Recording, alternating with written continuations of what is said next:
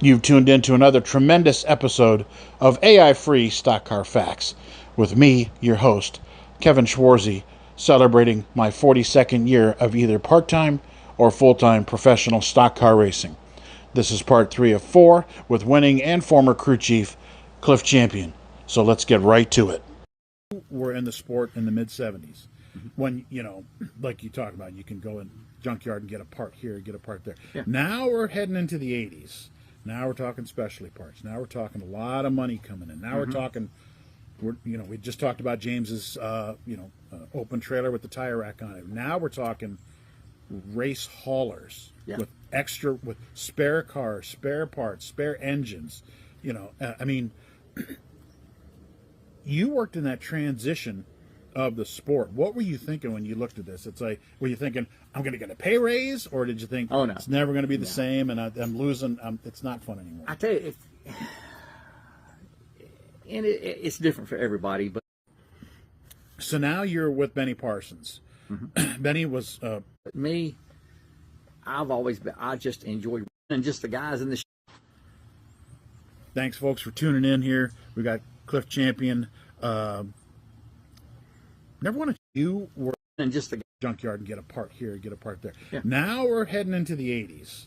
Now you were in the sport in the mid-70s. And just the guys in the shop, the 75 finished third, right? Yeah, finished third that year.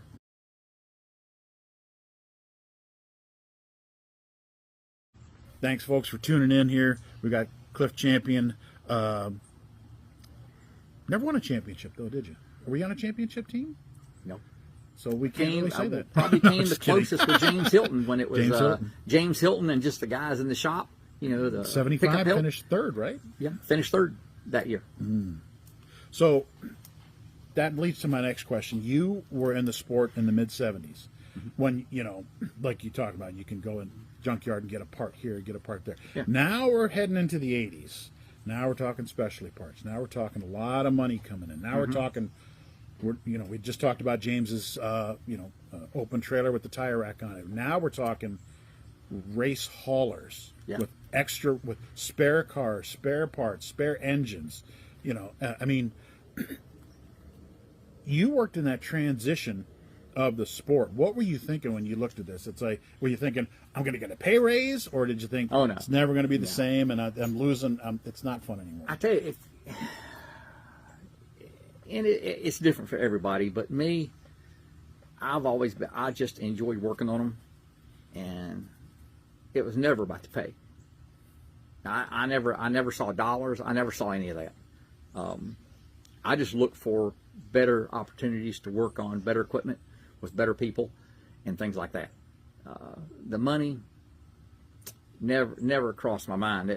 I worked for Grant Edcox in 1979 that year, and we had some good runs, but he was getting motors from Waddell Wilson. Oh boy! And we qualified like 4th at Daytona or something like that. I mean, we always ran good. Yeah. And was that the Crystal car? I think. Yeah, I think it was 79? After that. Okay. Yeah, what? Yeah. And anyway, at the end of the year, they decided to take a break. His dad said, we're going to pull back and sit out a year, something like that, gather money back up. And because Grant, we had built a car on the side. I don't know if his dad knew about it. Built a brand new car. And that's when his dad, we're going to sit back here. So he actually talked to Waddell. And Waddell gave me a job. Okay. Up there. Great. Yeah. So I did that.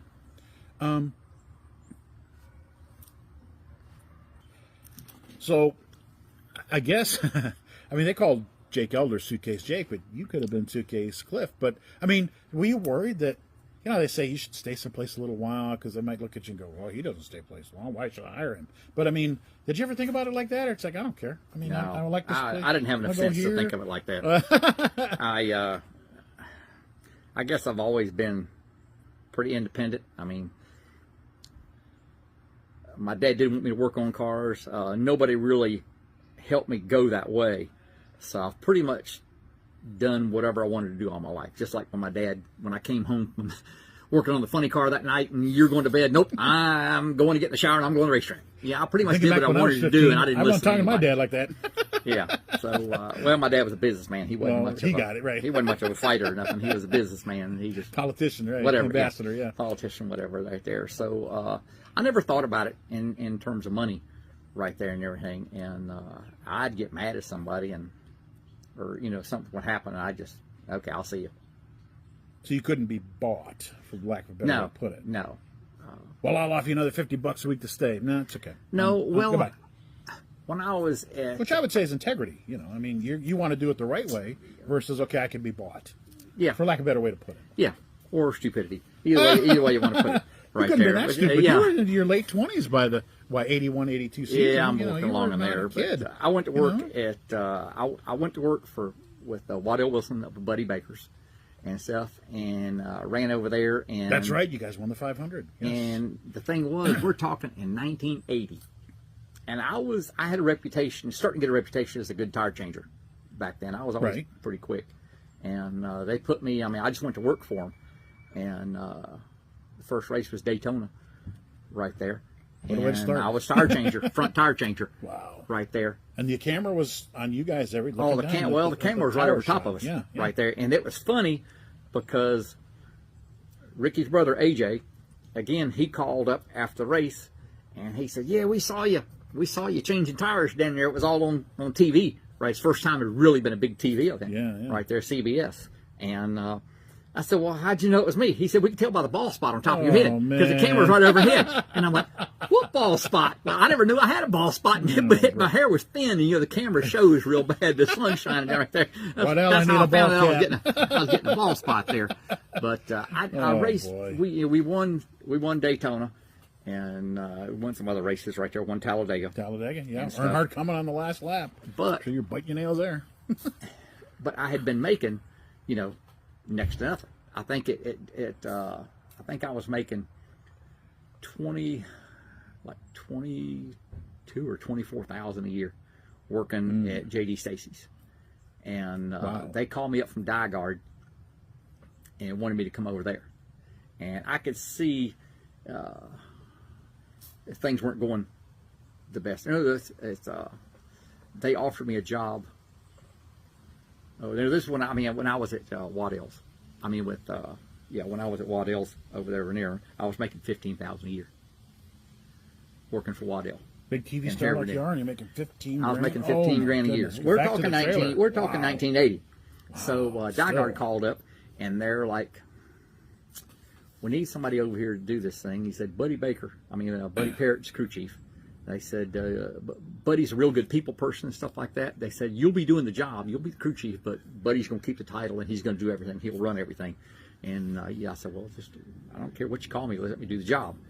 And they offered me, it was a better opportunity, because working with Waddell, I realized that, Waddell is very talented. But he was always going to be the crew chief, and he was always going to be, he was the final deal right there. So you were only going to go so far right there. And I was making $15,000, and they offered me $18,000 to come over there to DiGard. Where do I sign? $3,000. That's a pretty good raise. Yeah. So I went over there. Wow. Well, I guess that maybe is also the start of the specialty people, right? The one guy does this, the other guy does that. Yeah. But you weren't at DiGard for long either, were you? I was there for about a year. As I came over, it was just in time. I flew straight to Texas. Oh boy! I quit and flew straight to Texas. Oh wow! And we were leading and probably should have won Texas. And a valve cover gasket started leaking and everything. And Buddy Parrott and all of them got into it and everything because of the valve cover leaking. And they had glued one on the night before. They found a loose one, and they glued it on that morning. And he said, it'll never dry. You don't need to do that. Don't never do that and everything. And then, anyway, it ended up leaking. So we fell out. And they started getting some animosity and stuff. Not DiGard, no. So, yeah. So, anyway, they... toward the end of that year, I guess they let Buddy go. It was funny in a way because I was in an engine bay. We were putting a motor in a car. Me and Dan Ford and myself were in there putting a motor in. That's a legend right there. Yes. And we were putting the motor in the car, and all of a sudden, they had the year-end banquet. and there a rumor was going around that they were going to replace Buddy. So Buddy confronted him at the banquet and said, "Here, I hear you're going to." He said, "Nope, no way, we're not doing that and everything." Well, the very next morning they met him in the parking lot and told him he was fired. Give me keys and credit card. Give me all that. So Buddy comes walking in the shop, and he walked by me and Dan, looked at us. He says, "Well, I hope you like your new crew chief." And everything, and we're like, "Huh?" And he walked by us and went right back in the motor room. Wow. And the next thing you know, it wasn't 2 minutes later, Noah Brown comes right in the motor room and says, "Somebody help me get these guys apart." And here, and Buddy comes walking out, and Robert comes walking out behind him, and his face is all red, and his shirt's ripped open and everything like that. Wow. So you're like, boy, what I getting myself into? Yeah. So at the end of that, they brought Jake Elder over there. Right. And, that didn't last long either, did it? That didn't last real long. You know, Jake's a really good guy. I really like Jake, but Jake was hard to work with. He and I were like really tight, and then all of a sudden, it's like one day at the shop, all of a sudden it changed, and it didn't get along and everything, and he didn't get along with Ricky or nothing like that. I mean, they were having trouble with the clutch at Rockingham or somewhere, I think it was, and the ratio wasn't right. Something was wrong with the clutch, and every time he'd let up on it, it'd stall the motor and stuff like that. And on the pit stop, he'd install the motor like twice. And Jake couldn't understand him on the radio and stuff, so I was talking with Ricky on the radio, and Jake came to me, and "You tell him, that little SOB, if he stalls that thing one more time on pit road, I'm gonna hit him over the head with this ratchet right here," or something like that, you know. So I didn't say that to Ricky, but I kind of pushed to act like I was talking to him and everything like that, and just things like that. It just little things all along the line. It finally boiled over. They say don't sweat the small stuff, but yeah, it adds up. It boiled over, and I think it was after the Richmond race or something, they let Jake go and made me crew chief over there then. So, but did you kind of see the writing on the wall? It's like, well, do I really want to stick around? I mean, I'm glad I'm working with Ricky again. Yeah, well, that's what I mean. It was a good deal for Ricky and I, right there. I mean, it gave Ricky a chance to be in some good equipment, and stuff like that. And because Bobby almost won the title the next year. In that same we actually we sat on the pole at Martinsville. Yeah, and sat on the pole at Nashville. You're right. We should have actually won the race. I mean, I think Martinsville was Ricky's first pole, and then we sat on the pole at Nashville, and we should have won the Nashville race because we were leading by like a straightaway half a lap or something like that. I mean, they just couldn't keep up with us. We were really good, and towards the end of the race, came in for a pit stop, and we came back out, and we were struggling to run fourth. Fourth is all we could do, and another pit stop, same thing. That's the way we ran the rest of the night, and ended up finishing like fourth. So afterwards, I go down to Victory Circle, and they had Benny Parsons in their MC Anderson car. I go down there and look at the car, and they got left side tires on the right, sitting in Victory Circle. So I go to the second place car, and it was probably like Bobby Allison or somebody, and they got left side tires on the right. And all three cars that finished ahead of us had left side tires on the right. So I go to NASCAR, I'm like, "Hey, them guys," and they go, "Tell you something, Cliff." He said, "You worry about your car, and we'll worry about them." Remember you said that. Okay. And that was the end of it. So, but at least we didn't get beat. So I could have maybe had two. Yeah, right. Two listing on my career right there. But things went on, and we had a falling out at DiGard over there. They brought in somebody. I really don't want to mention their name, but he was terrible. I mean, he would cheat people out of stuff. Travis Carter, I really like Travis, and we had changed over. Everybody was changing over from the little water puppy rear end pumps. It's just a little rubber impeller in that thing, and they get hot, and you'd burn them up and stuff like that. So we'd switched over. Mitsubishi made a little oil pump, and we were starting to run those, and there was only a couple of us that had them, and we had one in the car, and we were running pretty good at Riverside, and matter of fact, I think Ricky led a lot of the race there and everything with the car, but we burned a pump up during practice. So I went all over the whole garage area, and none of the parts trucks had one, nobody had a spare. The only person I found was Travis Carter. He had one on the backup car up in the top of the truck.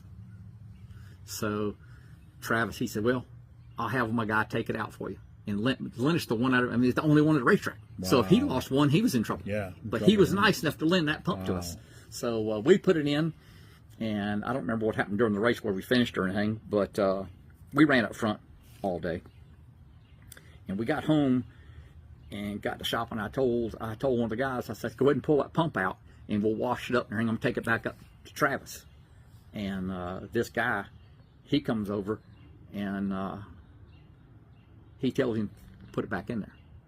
The guy's pulling it out, and he comes over and says, no, you leave that in there. He said, take the one that we burned up, wash it up in the parts washer, and give that one back to him. No way. Yeah. Oh, yes, my way. gosh. So I was pretty upset then. Absolutely. I was upset then. Because it's your name on it. It's not the guy taking I'm it the one that out. went and borrowed it. Yeah, Yeah. I'm the one that went and borrowed Oh, it, my which I didn't have any say-so in it. You know, this guy was, you know, like team manager. He was running the thing then. So then we went, and they were switching back and forth between 9.5 inch, different offset in the wheels. And people were trying both offsets, and it made the car track better, different stuff. They drove better with different wheels. So we had some of both, and we decided which one we wanted. And Buddy Arrington had bought new wheels, and he was going to go the other way. So we were going to trade our wheels for his. Mm-hmm. So he gave us all these new wheels and everything, and we get back to the shop, and I've got all these other new wheels loaded in the trailer, ready to go to the racetrack. And all of a sudden I see the truck driver, he's over there pulling the wheels out of the top of the trailer. I go, what are you doing? He said, well, and I look, and he's got this other guy out back. And we've got an old section, you know, for all your wreck parts. He's got old bent wheels back there, and the guy's got a torch and a sledgehammer, and he's straightening out all these bent wrecked wheels and going to give them back to him for the brand new wheels for Buddy Arrington. And I tried to stop it. They wouldn't. Nope. This was the deal. So I was pretty pissed. Yeah, to say the least. And then, and he even confronted me at the racetrack. Buddy came to me. He said, Cliff, what are you trying to pull here? What are you doing? I said, I said, I don't got anything to do with it. I said, I'm sorry. That's all I can do is apologize. I'm sorry. I have nothing to do with it. And on the way back to the motel that night, this guy, the unnamed team manager, was bragging and laughing about how he had really pulled one over on Buddy Arrington. So I was about ready to leave then.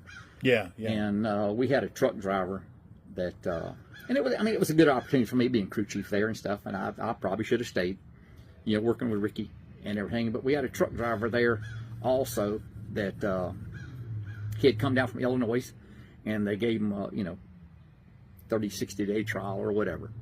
And good guy, everything was going fine.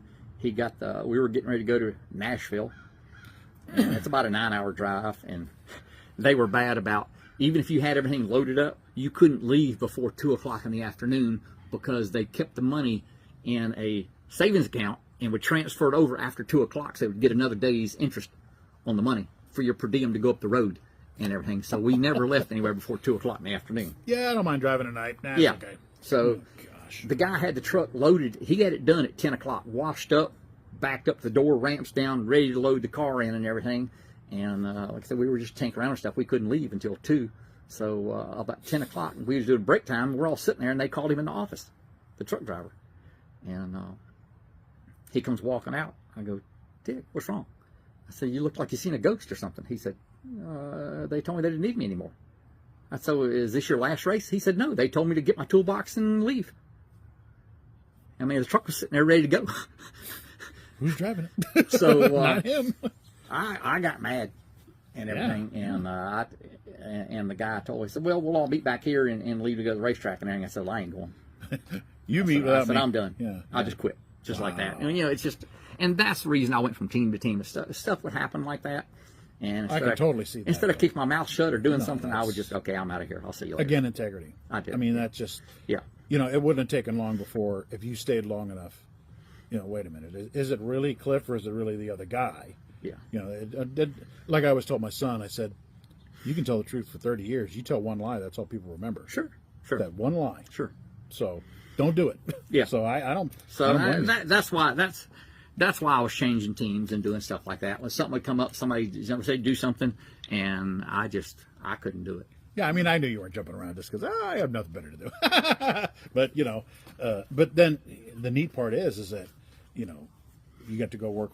Now, did you go from there to Stacy, or did you take a little time off? I went from there to Stacy's because Robert Harrington Booby had called me And he had called me, tried to get me to come work over there. And I'm like, because I guess he could tell or whatever the dissension in the team or whatever was going on with me and the manager. We all knew it at the time. You could read about it and hear about it. You know, and whatever was going on. And he called me up and wanted me to come work over there. And I said, I don't know. You know, I may think about it and stuff like that. And then a week later, I got mad. You know, and there's a job over here. I'll see you later. I got somewhere to go. And so I went over to Stacy's right there then. What was it like working for Dale Inman? It was great. I mean, Dale is so knowledgeable, and he's a even keel guy. He doesn't get excited or anything like that. You know, he's not one of them yelling, screaming kind of guys or anything like that. You know, very smart, just a good guy, a really good guy. Because I have a picture, and then I'll put it up for the fans to see where Dale, you guys are, you know. I think you got the notebook on the roof, and he's saying something. Yep. And, I mean, it seems like he's the kind of guy, okay, I mean, it's Dale Inman, you're going to do it Dale's way. Yep. But he seems like a kind of guy that will also listen. Would he listen to your suggestions and go, well, what if we do it like this, you know, or whatever? Well, you know, I would assume. He was a big enough name, and I was young enough that I really didn't have any suggestions. Oh. I didn't have a whole lot to offer to bring up there. I mean, I probably did back then some, but and Dale did listen. I mean, he was in. You saw from the picture, we're sitting there discussing stuff. Yeah. You know, I mean, he would come to you and he didn't just say, "This is the way I want it." He said, "Yeah, what do you think about this?" You know, and this is what we're going to do right here, or something like that. You know, and I mean, he would listen to your ideas and stuff. And what a compliment! Wow. As a matter of fact, at the end of the season. We had heard rumors that JD was running out of money, things like that, and for whatever reason, you know, I'd heard the rumor, but like I said, my check was always fine, everything was fine, you know, no problems or anything like that. And Dale had announced that he was leaving at the end of the season. Yeah, he said Billy Hagan was working on him pretty hard. Yeah, they were working on him pretty hard right there, and that's when we were at Atlanta, and Johnny Hayes was walking through, which I didn't even know him. He was walking through the garage. Actually, not to Johnny Hayes. And I think I just stepped out of his J.D. Stacy truck or something, and he goes, "Well, we just hired your girlfriend." And I'm like, "Excuse me?" He said, "We just hired your girlfriend." Sounds like Johnny. I said, "Who?" He said, "Terry." I said, "That's not my girlfriend. That's Gary Brooks's girlfriend." He said, "Oh, we just hired her over here." And I was thinking about the way things were going over there at Stacy's, you know, kind of the end of the year. I said, "You got more jobs over there, do you?" He said, "Well, come see me next week when we get back." So, and that was the end of the season. Anyway, Atlanta, right there. So, I went over and Johnny Hayes offered me the deal to run the Copenhagen team. Copenhagen Skull with Benny Parsons. You were there for a couple of years, weren't you? What? I was there for about 4 years. I was there for 4 years. Yeah. But that's driving back and forth. Well, no. I mean, it was right over here in Denver. Oh, okay. Yeah. Okay. They were building a shop right there. Okay. Yeah, it was right there before. You know, all the way up until they moved it up to Leo. They took it all up there. He bought the whole thing from U.S. Tobacco. He bought the team and everything from Johnny Hayes and moved it up there. It was his team then, and not Johnny Hayes Racing anymore. But and it was a little bit of a decision right there. I mean, I was, you know, like I said, I'd heard the money was going away, but Stacy had come to me just before we went to Riverside and stuff like that, right there at the end of the season, and offered me. He said, "I want you to be crew chief next year." He said, "So we're gonna make you co-crew chief right now."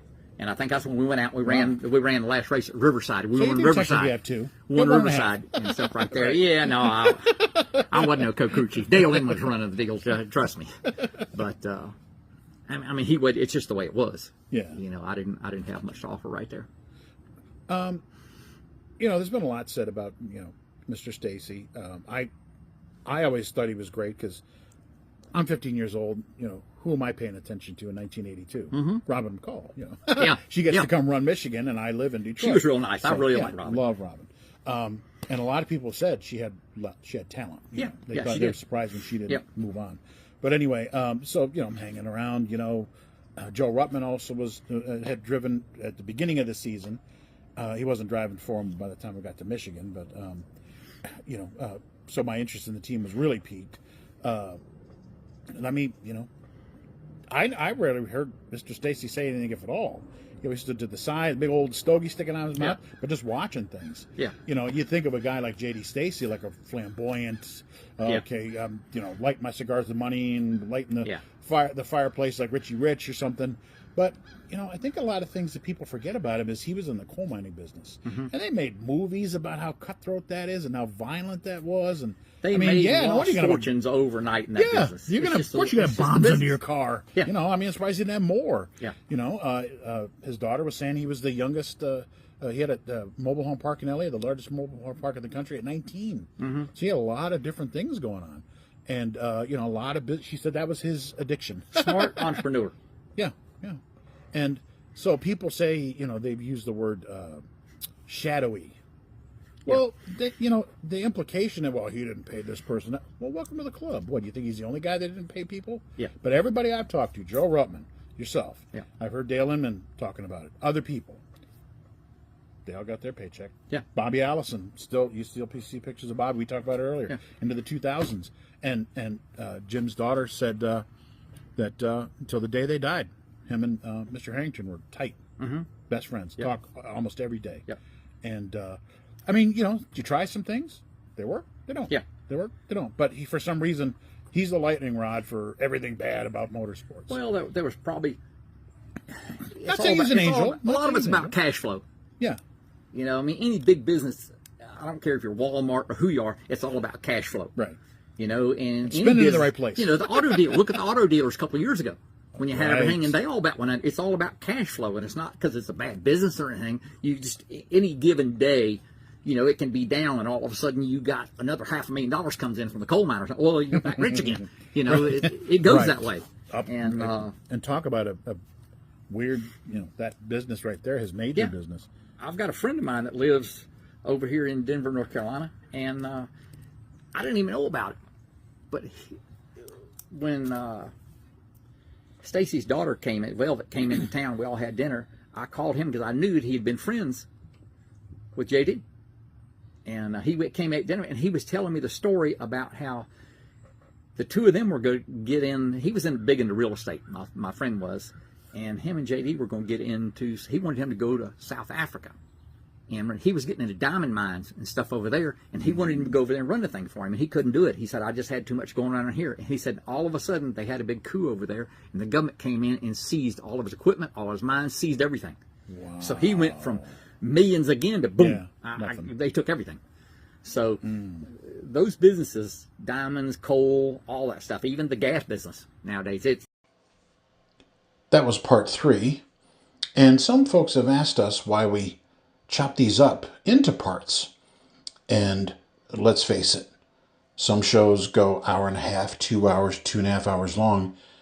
And sometimes you just can't get through the whole thing. Lives are busy, you're working, whatever.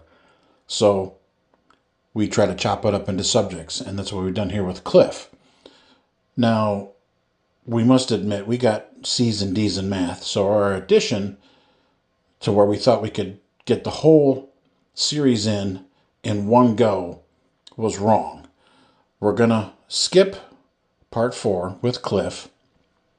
And next week we're going to have the North Carolina Motorsports Hall of Fame Walk of Fame induction ceremony. And then we're going to get back to Cliff part 4 after that.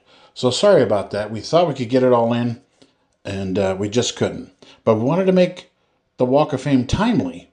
So that's why we're doing that. And plus it'll give you, a little bit of, anticipation to hear the rest of what Cliff's got to say as he talks about working with Benny Parsons, the Hendricks, and different outside businesses, and what he's doing today.